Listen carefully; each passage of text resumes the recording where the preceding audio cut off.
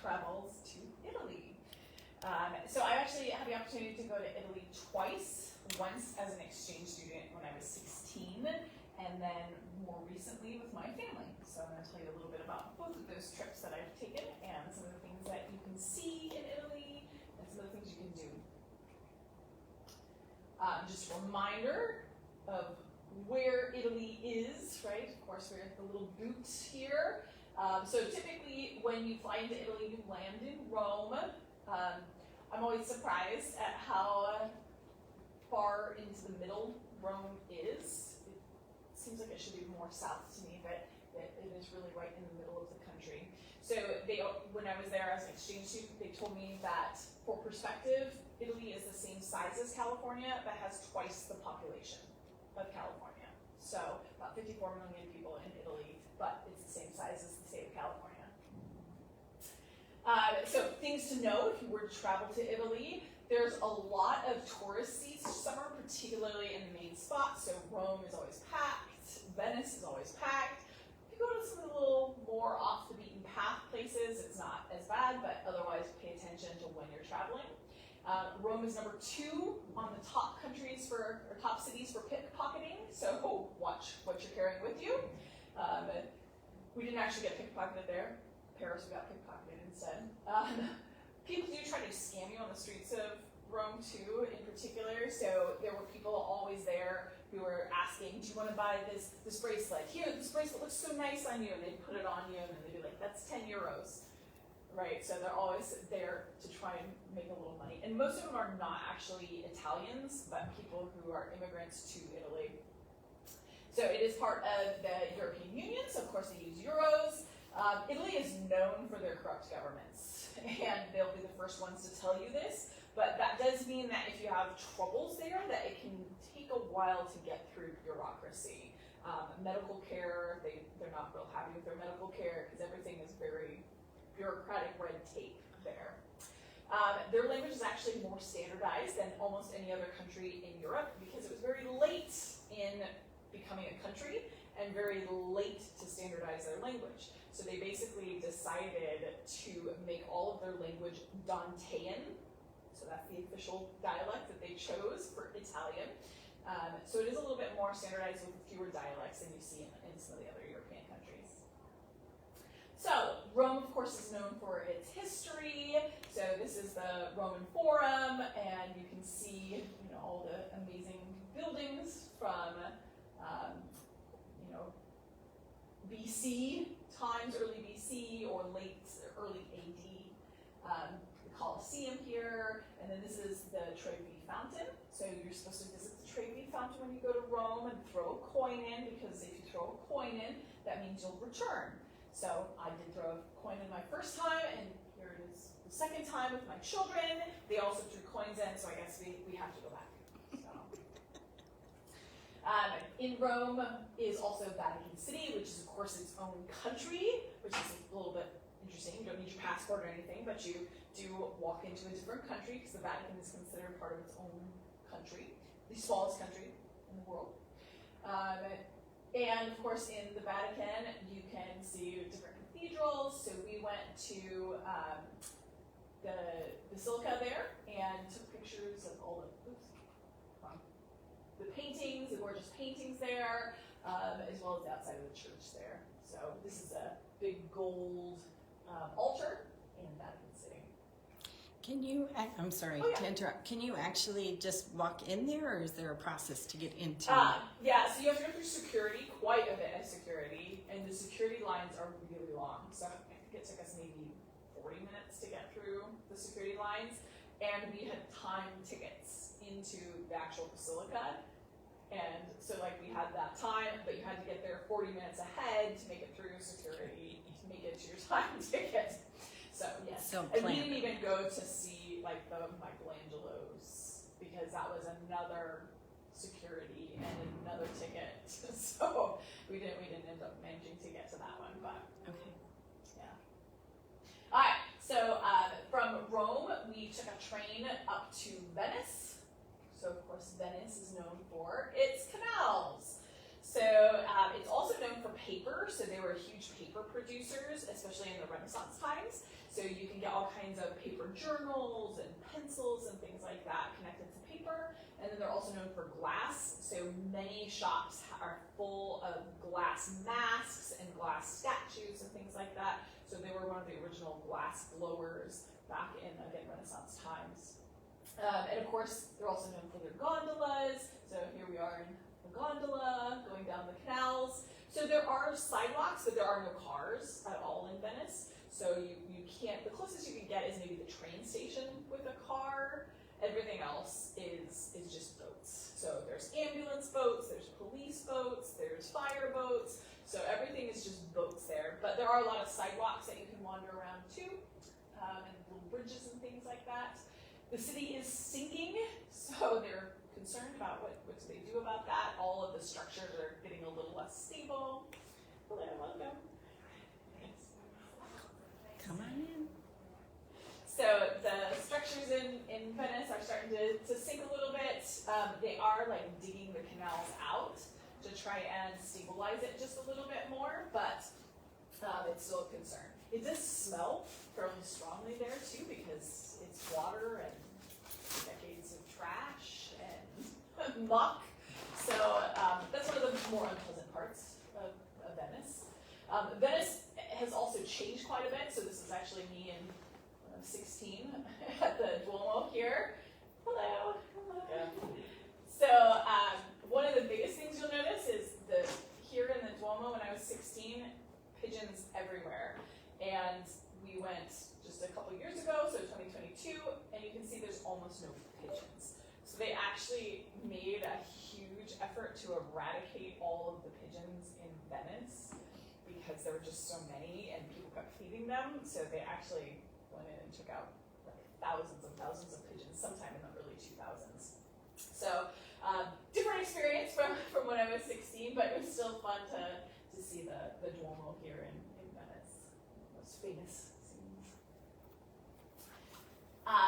From Venice, we traveled to Genoa region. Okay, so again, we started in Rome, went to Venice, and then this Genoa region, we did something a little different in Genoa. So we decided we wanted to travel pet sitting. So I am a researcher at the college, and I actually study dogs is my main area of study. So we decided we were going to pet sit around Europe to help save money. So we signed up for this pet sitting website called Trusted Pet Sitters, and they did a whole background check, and then we basically just signed up to pet sit for people, and we stayed in their houses. It was super fun. We really enjoyed doing that. We met lots of really interesting people and animals, and saw places that you normally wouldn't see in Europe. So we ended up in Cortimila, which is right near Genoa, about in, like what, it was an hour drive? Yeah, I think it was about an hour drive. And we pet sat for 4 cats and 5 chickens, so it was real tough to pet sit for them. And it was in this gorgeous villa on a vineyard, and like they grew artichokes and cherries. I have more pictures of that later. Their cats were delightful. They would just come and curl up next to you. My kids loved it, so they would sit and pet the cats for hours. So everybody was quite happy. There was a couple that was actually from Great Britain, and one of them was from Italy, and they were going back to England for a visit. But that was the view from the villa, tiny little town. And from there we got to explore, which was also fun because cats don't need a whole lot of work. So we basically left the cats, fed them in the morning, and then we'd go explore for the day. So this was one of my favorite places that we went to in Italy. We went to a place called Noli, which is right on the edge. Let me show on the map. So it's basically like right here on the map. So that was where Noli was. And it is an area that has mountains and beach all in the same place. So my favorite day that we had, probably one of my most memorable days of my life, we hiked up the mountains, so you can see us here at the top of the mountains, to this thing called the Falsari Grotto, which was the Thieves' Grotto. So it's also fascinating because this used to be where sea level was.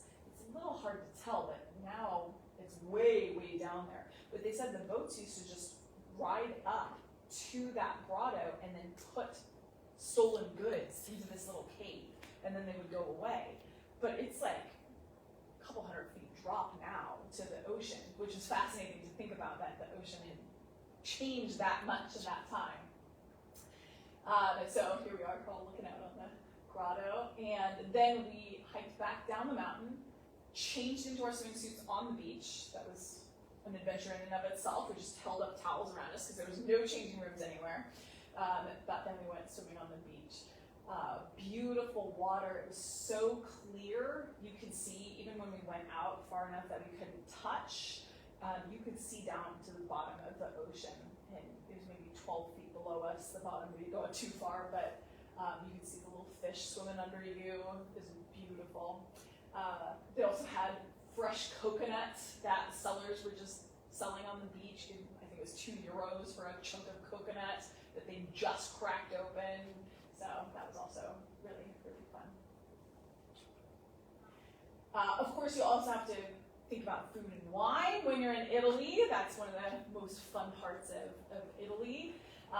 So here you can see the cherries we picked from the trees. We picked those at that house. So we just, every day, we would get up and pick an entire bowl of cherries, and then we'd eat the entire bowl of cherries that day. And the next day we'd get up and pick another whole bowl of cherries. Because they were like, oh, they'll go bad, so we eat them. So we did.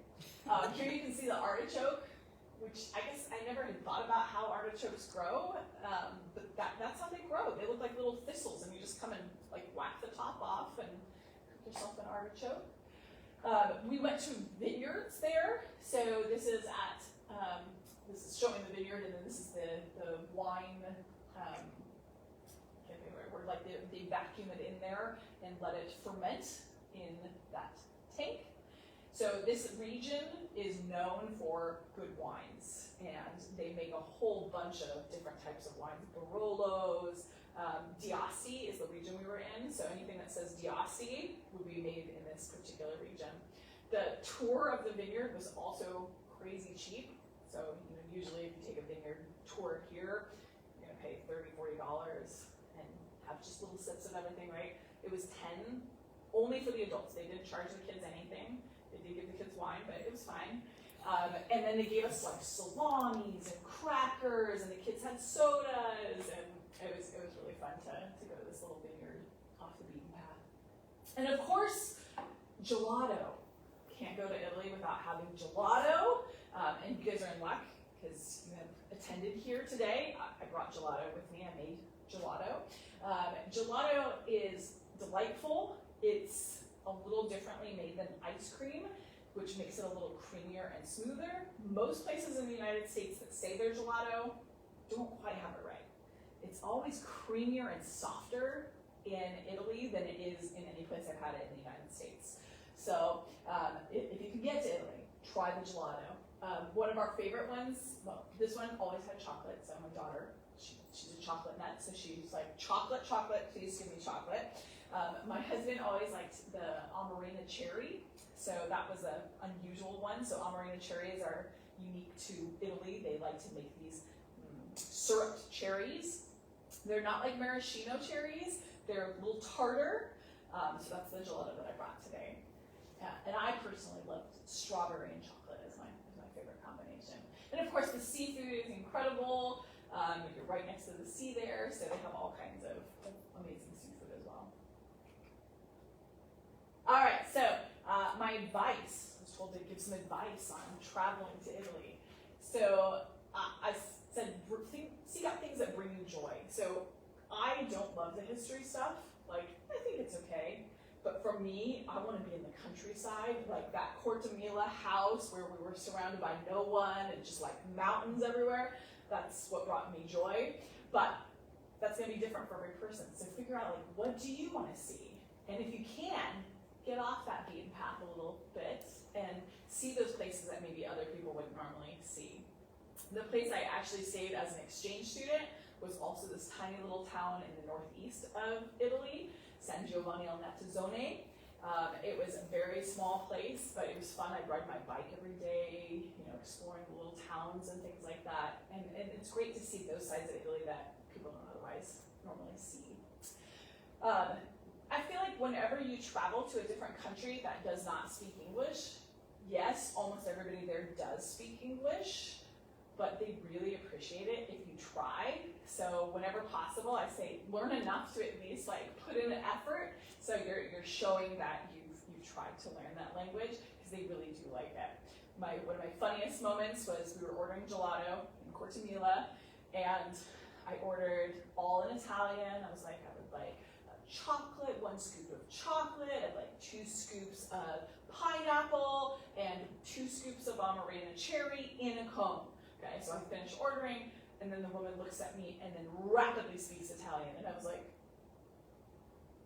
and she goes, I just said you spoke beautiful Italian. I was like, okay, clearly I was faking it, but but at least I was trying, and she did appreciate that I was making the effort. And my other piece of advice is never be afraid to make contact with old friends. So I went to Italy in 1998, and I kept in touch with my host family for a while, but you know, life happens. 20 years go by and you haven't talked to them. And we were in England and decided we were going to go visit Italy while we were on this big long semester time in England. So I sent them a letter, because all I had, they didn't have internet back in 1998 in Italy. And so I only had a mailing address. So I sent them a handwritten letter to this address that I remembered from 1998. And I was like, well, we'll see what happens. And I got a letter back and text message, because of course I gave them my phone numbers now, and we were able to meet up. So this is my host parents in 1998, and my host parents when we visited them in 2022. It was so fun to see them after 25 years, and I feel like they didn't age at all. I'm not sure how that happened. A little gray hair with my host father, but we're gonna actually go back next year, and we're hoping to see them one more time. So. And then my last piece of advice is try to bring home some recipes, right? So part of the fun of travel and adventure is exploring new foods, and it's great to bring those back with you. So that's why I brought you Armchair cherry gelato to share as well. So are there any questions that I can answer for you? Can you go back to the map for a second? So you said you were in Rome, then Venice, and then Genoa. Yep. Did you drive from Rome to Venice? How did you get around in Train. Italy? So just about everywhere in Europe you should travel by train, because they have high-speed trains. They're pretty reliable. Sometimes they're late, but they're still pretty reliable. Ironically, while we were in a train station in Milan, I found somebody from Ripon. It was like the weirdest moment. We're like sitting there in a train station waiting to go to Switzerland, and I hear, "Professor?" I was like, that wasn't for me, but then I look anyway, and it's one of my students. I was like, what are you doing here? So she was like on her way to Austria. We were on our way to Switzerland, and we both end up in Milan. So it was like a random moment. I almost put that picture in, but didn't. But yeah, trains, they're fabulous to get around. When we got to Genoa, since Cortimila wasn't on a train station, we did have to rent a car in Genoa and then drive to Cortimila for that part. Which was nice, because then we could get to the beaches here as well. Of course, the most famous beaches are the Cinque Terre, but they're much, much busier. We were at these like quiet beaches with no one else around. So I would say if you can, just go around the corner. Just as pretty and much quieter. So you also mentioned that Italy is about as big as California. Yeah. So did you see a change in like terrain? Yes, From absolutely. Rome to Venice to Genoa? Yeah. I know like when you were in Genoa, or the place you stayed at, it was mountains and vineyards. Yeah. You know, how was that different from when you were in the Rome area? Yeah, so this area is much more lush and green. This is a lot more like Southern California. I mean, it kind of matches California in that way too, because it's a lot drier, hotter, and not as much growing. But then as you move north, you get into the mountains. So these are all the Alps in here. And so you're in this big mountainous region. That's where all the grapes are growing, and most of the food is growing there as well. Yeah, so it's quite different regionally as well. So what was your favorite food? I mean, I know you mentioned about the cherries and the artichokes. Was there anything really unusual that you tried while you were over there? When I was there the first time, my host mother made this pasta, which is one of the recipes I also brought home. And it's not actually unusual, but I had no idea what it was. She made it the first day I got there, and I just like ate a whole bowl of it. And I was like, what is this? What's in this? Because I didn't really eat a whole lot of seafood when I went there. And she's like, it's tuna fish, canned tuna fish. And I was like, what? Really? Are you sure it's tuna fish? Yes, it's tuna. Okay. So now I love this tuna fish dish. It's got tuna fish, pasta, green olives, red peppers, and boiled eggs in it. It's pretty simple, but oh my gosh, it is so good. All the salt combines in it very nicely together. But most of the people, when I tell them about it, they're like, that sounds disgusting. What are you talking about? All of the things. I hate all of this. So, I don't know if there was anything particularly unusual that we had there. Can you think of anything? No, not really. We just tried a bunch That's of, we tried as many new things as we could. Yeah. They do a lot of pasta. So there, all the portions are very small. So basically, you're expected to order like a little antipasta and a little pasta and then a little meat. And all of them are cheap enough that you can do that. So we usually have some little pasta and then a meat dish as well. My kids really liked prosciutto e melone, so prosciutto and melon together. They wrap the melon in the prosciutto. Gives that nice salty sweet combo. My son tried all sorts of seafood, so he'd never had like squid, and he's pretty adventurous. So. What about breakfast things? They don't eat breakfast. Really? So, if you go to a restaurant, the breakfast is only because you're a tourist, because the Italians don't eat breakfast. What they do is they have a cup of coffee and a cookie, usually a little chocolate biscuit cookie, and you dip it in your espresso. Of course, your espresso is this big, right? I brought my parents a host gift for keeping me for the time I was there, and it was a coffee mug with a Kansas picture, because I'm from Kansas originally, and they take this mug, and I'm sure they were like, what do you do with this? Because, their coffees are this big because they're so strong. So I'm sure they thought it was crazy. And then they very proudly brought me out an American water glass. Like, here, it's an American water glass. Look how big it is. And I was like, we call those juice glasses? And they're like, what? Like, the water glasses are twice that size. You guys drink so much. Why? So it was pretty funny. Yeah, so they typically don't have breakfast. We did have breakfast in Rome because, again, it's mostly tourists there, but that was about the only place. And even there we had, like, croissants as our breakfast primarily. Wow. Any other questions I can answer for you? Well, what time do they eat them in their meals? So they don't eat breakfast. Yeah. So So they usually have a siesta around 1 p.m., and then they eat again usually around, like, 8 p.m. Yeah, so almost every place, it happens in Spain too, but in Italy they usually close between 1 and 3. Like, all of the grocery stores. Like, you go to the grocery store, it'd be like 12:50, and they're like, we're closing in 10 minutes. Like, what? Yeah, we're closing. So everybody has a siesta between 1 and 3, and they go home and they eat their lunch, usually a big lunch at that time. Usually they eat lighter in the dinner time and bigger at that siesta. And then late dinners. It was an adjustment for me as a student, but you get used to things pretty fast. I was just thirsty all the time because they also don't drink tap water for the most part. They only do bottled water because they don't trust the safety of their water a lot of times. And so they would bring home these liters, and I was like, I could drink that just by myself, but we're sharing that among 3 people, I guess. So I just felt like I was always thirsty while I was there. So where were you at school when you were an exchange student? So I didn't actually do a school program. I was a summer exchange student, so I was only there in the summer. Yeah. And it was when I was in high school, so. And I did bring some things that you can look at too. Newspaper, and I have a children's book, Bianca Neve.